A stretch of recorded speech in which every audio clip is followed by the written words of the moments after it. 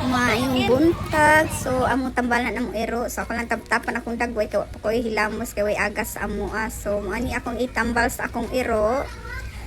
So nagpalit lang kong chicken para lang mangaon ni sila. So mani kung isok-sok sa kuan ato i-try kung effective ba. Sus makatimaho man day sila nga naitambal. Giluwa failed. Giluwa niya so kuha na pataglaing chicken para ipakaon. Tanawa lang ko na isa iyang kalaki. Yan ang giluwa. Ang chicken lagi kaon.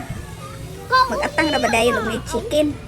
Gasto kayo ni mga iro Pero mga buotan sa di sila. So nara, try na itong pakaon balik. Kaya yan ang giluwa ang tambal. So ako rin taptapan lagi kawa ko iligo. Uy aga sa mua. So ako rin gihurat-hurat siya. Para lang mukaon. Mga hadlok maninoonan ako. Anon takag na ako kinumo. Masumbagan sa takag di ka tunlo na nimo ng tambal. So sige kan nag-apil. Di kay chicken na imong kaonon. Oh. Mo ni ako mga iro, mga isog ni sila. Usahay makuyawan ko kay kasi makasa. Pero mga napa-inject na ni nako ni. Ako na kay Ako na ni silang napa-inject. Ako na sila. Oh, ako gini silang gihungitan kay ila lagi iluwa ang chicken dry ila ang kaunon.